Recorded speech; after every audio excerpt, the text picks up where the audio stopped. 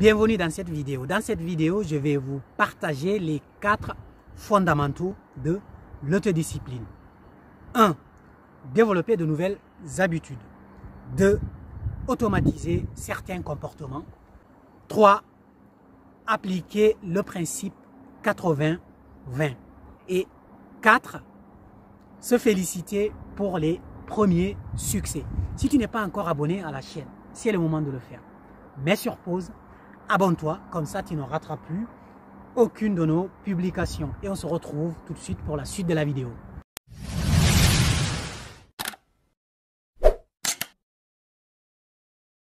Les 4 fondamentaux de l'autodiscipline. Avant de parler de ces 4 fondamentaux, c'est quoi l'autodiscipline pour toi? C'est quoi l'autodiscipline? L'autodiscipline pour moi, la description que je donne à l'autodiscipline, c'est le fait de faire ce qu'on a dit qu'on devrait faire quand on devra le faire. Même si nous n'avons pas envie de le faire. Nous nous sommes engagés envers nous-mêmes, envers des proches, avec d'autres personnes, que nous devons faire telle chose. Au moment venu, pour moi, être autodiscipliné, c'est de se lever et de le faire tout simplement. Et quand c'est terminé, on passe à autre chose. Est-ce que tu es autodiscipliné? Et c'est quoi la description que tu donnes à l'autodiscipline? C'est toi qui le sais. En tout cas, tu peux faire ta propre description. Mais ce qui est sûr, à la fin, il faut que tu puisses tenir tes engagements envers toi-même, mais aussi à tes engagements envers les autres. Les 4 fondamentaux de l'autodiscipline. Donc, la première chose fondamentale pour développer ton autodiscipline, c'est de développer de nouvelles habitudes. Jusqu'à maintenant, qu'est-ce que tu avais l'habitude de faire? Ce sont nos habitudes qui nous conduisent là où nous sommes. Ce sont nos habitudes qui nous conduisent, en tout cas qui produisent les résultats que nous avons aujourd'hui.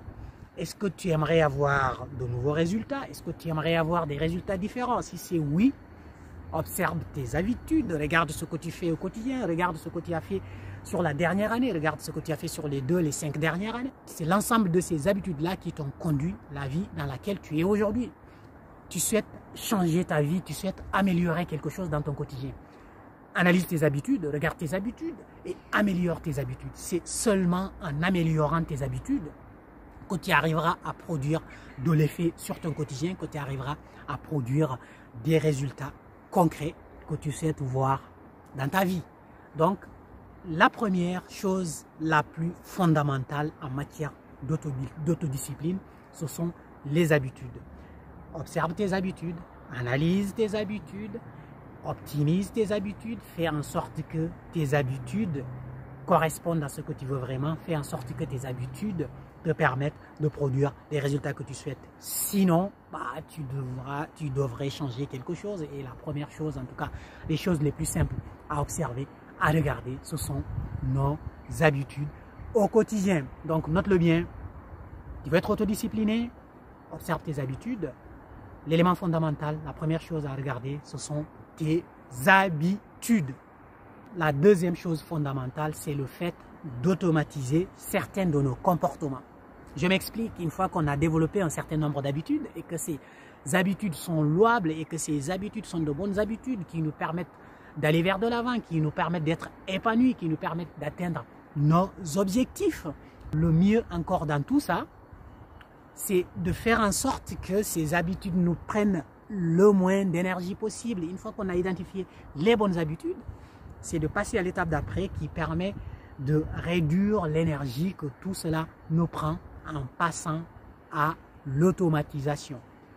L'automatisation d'une habitude, c'est de mettre dans la bonne configuration pour pouvoir réaliser l'habitude en question, pour pouvoir la faire sans même trop réfléchir. Parce qu'au début, pour faire quelque chose, on y pense, on réfléchit, on suit une certaine procédure. Mais quand on arrive à l'étape de l'automatisation, ça veut dire on l'a tellement maîtrisé, on l'a tellement répété 2 fois, on a tellement organisé le contexte, l'environnement pour que la chose soit facile. Et on va la faire sans même trop y penser. Ça veut dire notre niveau de compétence est très élevé. Ça veut dire les moyens qu'on a autour de nous sont très abondants.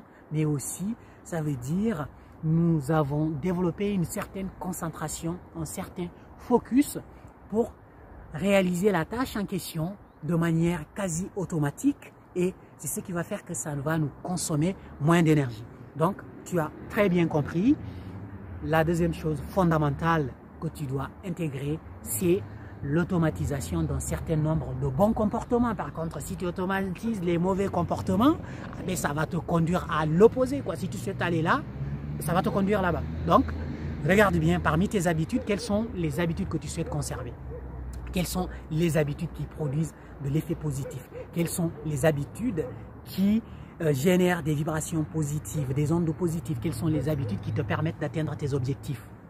Une fois que tu les as identifiées, tu travailles dessus pour les automatiser, pour les simplifier, pour maîtriser le process, pour faire en sorte que ça te consomme le moins d'énergie. Et là, tu vas multiplier tes résultats.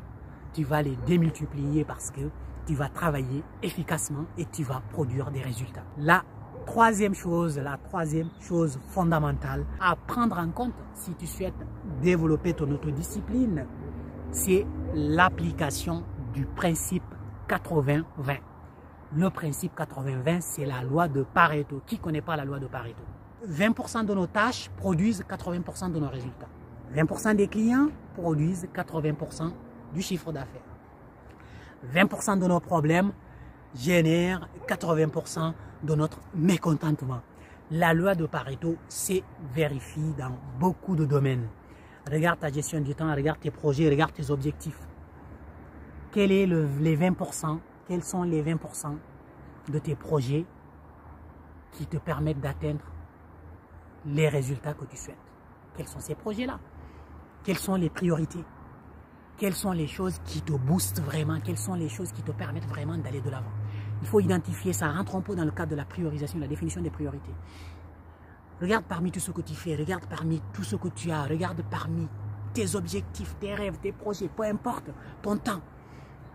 20% de ton temps, 20% du temps des 24 heures de la journée génère 80% d'épanouissement pour toi, génère 80% de résultats positifs pour toi, génère 80% de réussite. Ce qui te reste à faire, c'est d'identifier quels sont tes 20% à toi, les 20% de choses que tu fais qui génèrent 80% de résultats. Une fois que tu les as identifiés, tu travailles dessus, tu t'améliores, tu développes des aptitudes dans ce domaine, tu automatises certains comportements et c'est ça qui va multiplier tes résultats, c'est ça qui va faire que tu vas devenir encore excellent dans tout ce que tu fais. Donc la loi de Pareto, la loi des 80-20, c'est quelque chose de très très important. C'est vraiment fondamental, c'est primordial dans l'autodiscipline. Si je reviens sur l'autodiscipline, qu'est-ce qui gâche le plus ton autodiscipline? Dans quoi tu es le plus autodiscipliné? Tu as 20% d'éléments, 20% de tâches, 20% de choses sur lesquelles tu es plus autodiscipliné. Identifie-les et tu essaies d'identifier les raisons qui font que tu es super discipliné là-dessus. Et les 80 autres pourcents, pourquoi tu n'es pas autodiscipliné là-dessus? Et tu regardes si c'est des choses importantes pour toi sur lesquelles il faut travailler. Il faut activer le levier de la loi de Pareto et regarder quand tu travailles sur les 20%, comment tu fais? Quelles sont les conditions qui sont? Mais quelles sont les choses que tu mets en place pour que ça soit aussi efficace? Et c'est ça qui va te permettre d'améliorer aussi une partie des tâches qui sont dans les 80% et de les tirer vers l'autodiscipline finalement. Donc pour développer ton autodiscipline, la loi de Pareto est très importante. La loi de Pareto est vraiment importante, 80-20. Regarde, et ces ratios, peut-être parfois c'est 10-90 ou 90-10 ou 25-75, peu importe, mais c'est en ordre de grandeur. Regarde parmi tout ce que tu fais, il va y avoir une minorité de choses toutes bêtes, toutes simples, qui produisent la majorité de tes résultats.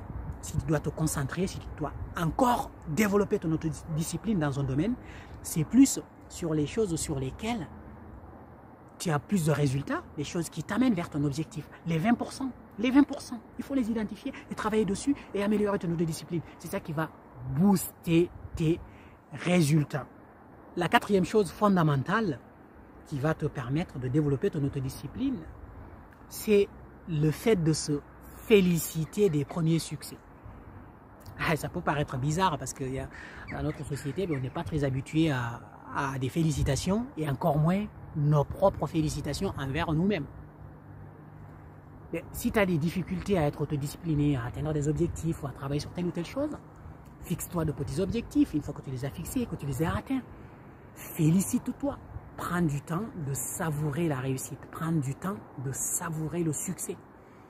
Et ça va générer, ça va créer un mécanisme, un cercle vertueux et qui va te permettre d'avoir de la motivation supplémentaire et qui va te permettre de travailler encore sur des objectifs plus gros. Une fois que tu les as atteints, tu te félicites encore. Tu prévois des moments de récompense. Une fois que tu as fixé un objectif, tu te prévois un moment de récompense, un moment de détente, un moment de félicitation. Comme ça, le cerveau, il se dit, c'est pas qu'une corvée, mais à la fin de la tâche, j'ai de la récompense. Parce que c'est ça, nous fonctionnons, notre cerveau adore les récompenses. On adore, nous sommes des êtres humains, on est comme ça, on adore les récompenses. Donc, planifier les récompenses. Je travaille sur ça, ça c'est difficile, je travaille là-dessus, mais une fois que j'ai terminé, j'aurai ça comme récompense. Le cerveau, tout de suite, il va voir la récompense et il va tout mettre en œuvre pour pouvoir travailler ce qu'on a dit. En résumé, voici les 4 fondamentaux de l'autodiscipline. Si tu souhaites développer ton autodiscipline, voici les 4 choses à activer, à développer. La première chose, c'est le fait de développer de nouvelles habitudes. Deuxième chose, c'est le fait d'automatiser un certain nombre de comportements qui vont permettre de gagner du temps et de l'énergie. La troisième chose, c'est le fait d'appliquer le principe de la loi de Pareto, le principe du 80-20 qui va te permettre d'être focus sur les 20% qui produisent le plus de résultats.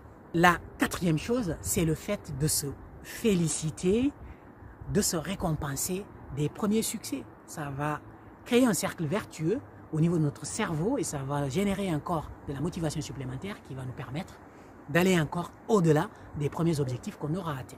Si tu souhaites développer encore tes compétences, si tu souhaites développer davantage tes compétences, que ce soit dans la gestion du temps, que ce soit dans le développement personnel, dans l'entrepreneuriat, le business, clique sur le lien dans la description. Tu vas pouvoir participer à une visioconférence live gratuite. Le mardi à 19h, heure de Paris, ou le jeudi à 19h, heure de Paris, il y aura nos coachs, nos partenaires coachs internationaux, des experts dans tous leurs domaines, notamment dans la gestion du temps, dans le développement personnel, qui vont partager leurs connaissances, leur expertise. Clique sur le lien dans la description pour intégrer le club Devenir Best.